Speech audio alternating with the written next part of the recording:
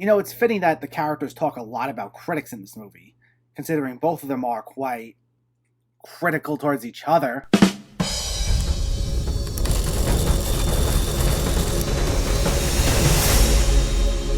What's going on, everyone? Welcome back to my channel. Today, we're talking about a brand new Netflix release, Malcolm and Marie. Let me know in the comments what your thoughts on this movie were, if you already saw it, if you were excited for it, if you weren't planning on seeing it. Let me know so we can discuss. Also, make sure to hit that thumbs up button if you like these reviews, as it helps me out immensely by getting my channel out there and growing the community. And if you are new here, I hope you consider hitting that subscribe button so you can stay up to date with reviews of new releases, older films, hidden gems, and so much more on a near daily basis. But let's not waste any more time and let's talk about Malcolm and Marie. This focuses on a filmmaker and his girlfriend, played by John David Washington and Zendaya, who return home from a celebratory movie premiere, awaiting what's sure to be imminent critical and financial success. The evening suddenly takes a turn as revelations about their relationships begin to surface, testing the strength of their love. This is written and directed by Sam Levinson, this being his third feature film, and it was shot at the height of the pandemic, though unlike a number of films we've gotten between last year and this,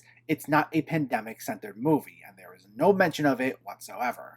And besides a few brief moments outside, all of the action takes place in this one house, and Zendaya and John David Washington are the only two cast members in the entire film. And even though it's a totally original story, it's very reminiscent of a stage play, and it feels like it could have been based off a play, though it also has the slick cinematography of a really well-made film. And there are a lot of gorgeous shots here, mainly of Malcolm and Marie staring out their windows or standing right outside the house, usually deep in thought, and there's a really great shot where Malcolm gets frustrated at one point and he walks off into the fields that, like a lot of shots throughout the film, capture that feel of despair repeatedly felt by our main two characters. And it seemed like the movie was attempting to recreate the look of classic Hollywood films, which I especially got from the fact that it's shot in black and white. One film in particular that popped in my head almost as soon as I started reading up on this more was Who's Afraid of Virginia Woolf, which actually was based off a play and also centers around heated relationships over the course of one night. Though a more recent film some may compare this to is Netflix's Marriage Story from 2019, which captures some of those same themes.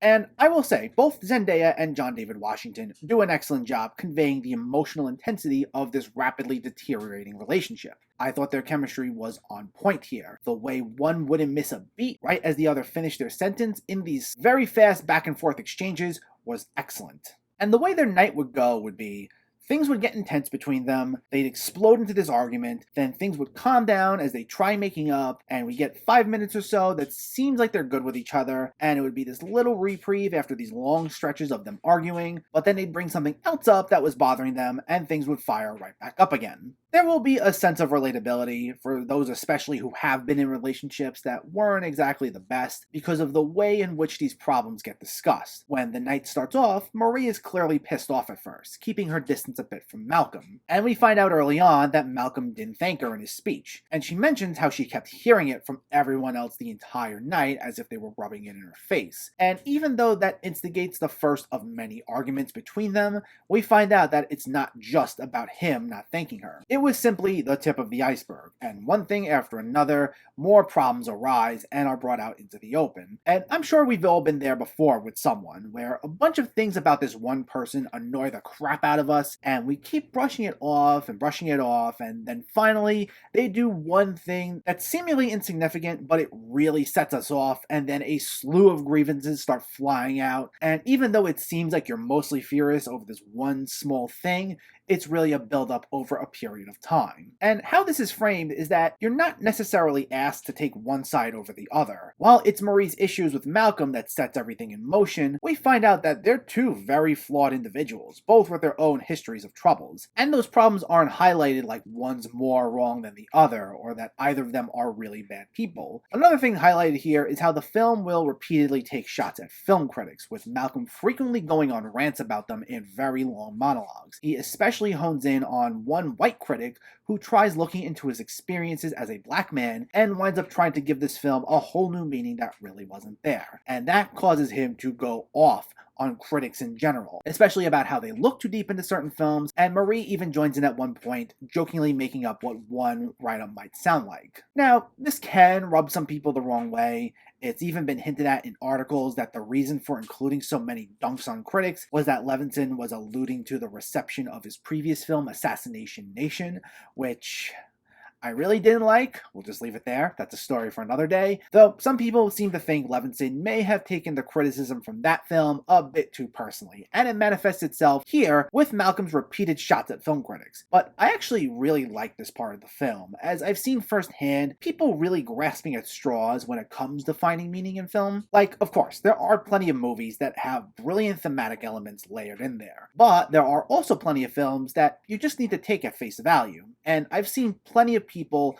looking way too deep into certain films to try spinning it into this whole new meaning where it certainly wasn't warranted. Whether they genuinely believe there's meaning there, or it's just them wanting to feel as if they're enlightened, I don't know. But given I've seen it firsthand in situations where it really wasn't warranted, I thought this was nice. Now, all that being said, while there are plenty of commendable things about this film, unfortunately, I don't think it's great. I don't think it's bad. I didn't dislike it, but as nice as the performances were, and as nice as it looked, and as solid as some of the rants were, I didn't love this film as a whole. And it mainly boils down to only two issues, but they were two big issues for me. One, I'd say this film gets very repetitive after the first hour or so. The first half hour, focusing on the initial argument, is incredible. Then it takes its first breather before shifting gears and Malcolm gets his first review in, and that's where the majority of the stuff about critics is honed in on. And after that, the film starts circling back to some of the same talking points, just repackaged in different ways. And I get why this might have been done, because there have been times we have an argument with someone, and we think that argument's over, and it seems resolved, but for one of the parties involved, something may still be stewing in their minds. Maybe they couldn't get certain thoughts out in the heat of the moment, and now that they've taken a few minutes to collect their thoughts, there's still more they haven't gotten out yet. So I get it. It's just that it winds up being more or less the same few talking points for me. And while in real life, that's something that more than likely will end up happening in arguments, in a film, it just feels like the story's trapped and it's confining itself to the same few things. And we don't want to watch movies where it's an hour and a half or 2 hours of the same things over and over again. We want to see these characters go on a journey. Yet I didn't get the sense we were on a journey. We witnessed a formula on repeat. It was this argument about these specific things, then they make up, and then back to those same talking points. It felt like the runtime was being purposely stretched out, especially because I think this was made with the intention of an awards push. And because it started to go on longer than it probably needed to, that last act just started losing steam for me. We didn't learn much else that was new about either of these characters that we didn't already hear in the first hour or so. The second big thing for me goes back to my earlier comment about it feeling like a stage play. That feel looms over this entire film, and that's mainly due to the dialogue. Now, I'm fine with dialogue-driven films. In fact, done right, I love them. And in films where you have a very limited amount of characters and settings, you need to have strong dialogue. But I felt like Levinson overwrote this film, if that makes sense. Like, he gives us a lot of monologues passionately delivered by Zendaya and Washington, and they're incredibly descriptive. When they're insulting each other, they use a string of adjectives that define one another's personalities, they break down each other's mindsets, and it feels as if both of these characters can write novels about one another. But I'm sorry, no one actually talks like the way these characters do. I'm not saying like we all don't have a lot on our minds that we try getting out all at once when we're arguing with someone, but every time these characters go to make a point about one another, it's supposed to be this very heat of the moment stuff, and yet it felt like everything was just this meticulously thought out list of bullet points that the characters, not the actors, the characters themselves clearly rehearsed beforehand. Like they had this prepared speech ready to go for this exact moment anytime it came. It just didn't feel real to me. I didn't always see past John David Washington and Zendaya when hearing them recite these lists about one another to each other. Now, I think they both did a great job of delivering all their lines. I found them both to be very committed to these roles. But when I'm seeing this argument unfold, and it would be this long-winded monologue by Malcolm, followed by another long-winded monologue by Marie, back and forth, not skipping a beat, coming off as extremely prepared, I just didn't buy it. In a way, it almost felt like Levinson was trying to go for this Aaron Sorkin style of dialogue when writing this, which itself I'm not always the biggest fan of, and it just came off like he was trying to out-Sorkin Sorkin. They were saying things that you could probably get away if this actually was a stage play. The way these monologues flowed, it seems like it fit that medium better, but translated to film, where we're supposed to be immersed in this world, I just always had this feeling like I was watching actors recite this overly written dialogue that doesn't reflect how people really talk. Now, I didn't take issue with the substance of it by any means. I got what these two characters were trying to convey, and thematically they made sense, but the exact way in which Levinson wrote this in this very overly stylized manner, it just kept taking me out of the moment.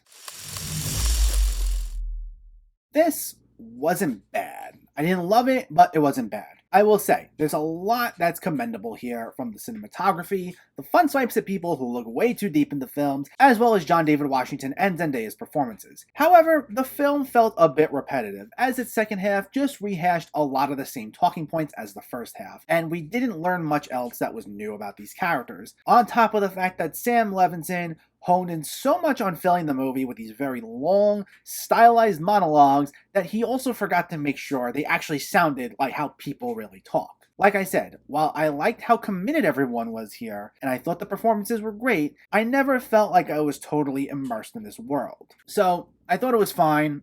I think there's more good than bad here, but it's not the powerhouse that it could have been. Malcolm and Marie gets a 6.5 out of 10. So let me know, did you see Malcolm and Marie, or are you planning to see it, and what were your thoughts? Did you enjoy these two performances? Do you have a favorite play that you've seen at all? Let me know in the comments below so we can discuss. Also, if you enjoyed this video, please like it and share it, and for more movie reviews and film discussion, please make sure to hit that subscribe button to stay updated. Thanks for watching, everyone, and I'll catch you next time.